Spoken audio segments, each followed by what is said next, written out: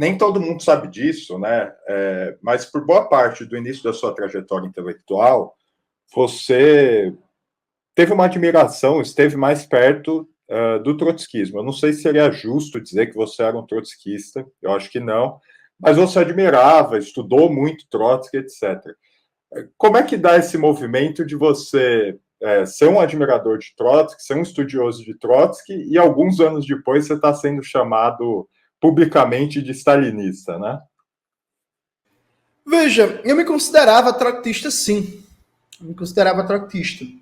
Eu acho que o que me aproximou do trotskismo foi, no começo, com baixa densidade histórica, baixa densidade teórica, o que você almeja como experiência socialista é meio que aquele socialismo celestial, sem contradições, né? Sem problemas.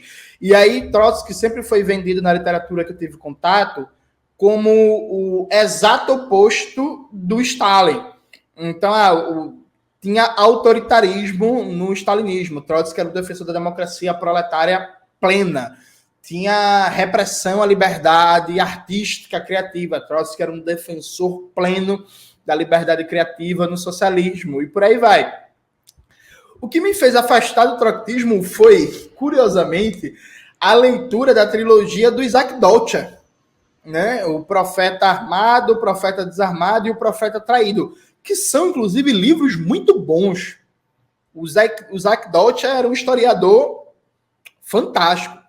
E nesse livro, dentre outras coisas, ele mostra como Trotsky, quando era comandante do Exército Vermelho, a imagem de um Trotsky a favor de uma democracia plena, contra a repressão, não se sustenta. Né? O Isaac Deutscher mostra, por exemplo, quando Trotsky era comandante do Exército Vermelho e teve greve de ferroviários na Ucrânia, o Trotsky mandou prender. Porque, do ponto de vista militar, era necessário que aquelas linhas de ferro estivessem funcionando para as manobras do Exército Vermelho. E não, vai fazer greve agora não. Vou prender. Percebe? Então, meio que a biografia do Trotsky, escrita pelo Deutscher, trouxe para mim realismo político. Porque eu fui forçado a pensar várias questões que eu realmente não tinha pensado. Não, beleza, é muito tranquilo, é muito gostoso a ideia de que no socialismo tudo vai ser negociado e conversado. Mas como é que fica, por exemplo, a justa reivindicação de trabalhadores ferroviários que estão recebendo um salário muito baixo e com dificuldade de acesso a suprimentos e que decidem parar uma ferrovia frente às necessidades militares de uma guerra civil que precisa daquela ferrovia funcionando? Não necessariamente se resolve um diálogo. Não estou dizendo que o que Trotsky fez foi certo, sabe? Estou dizendo assim, a vida é dura. Assim, a ideia de que a democracia proletária, a democracia de base vai resolver tudo, isso não se fundamenta no mundo real. E essa perspectiva de realismo político, certa vez eu falei isso no Twitter, final do Twitter, né?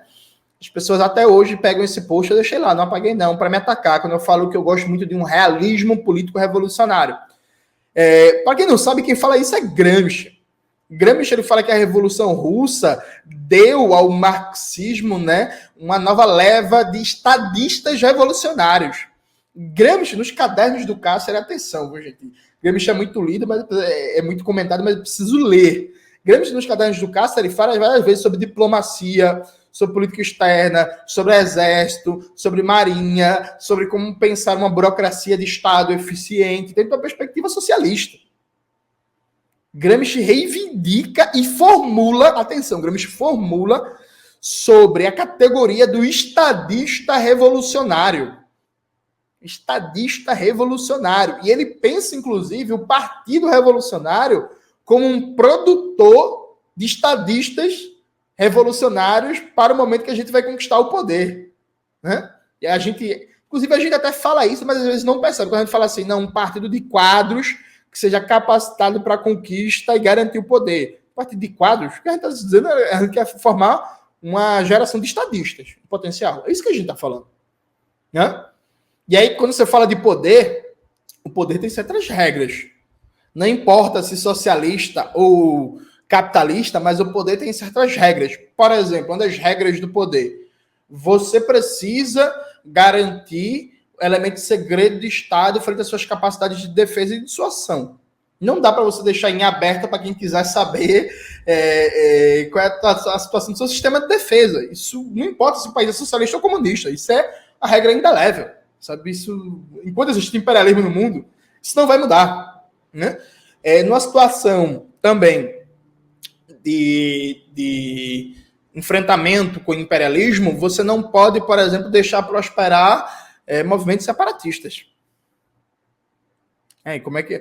Aí eu não estou dizendo que tem que se lidar com isso necessariamente com repressão, veja, mas assim, não pode deixar prosperar.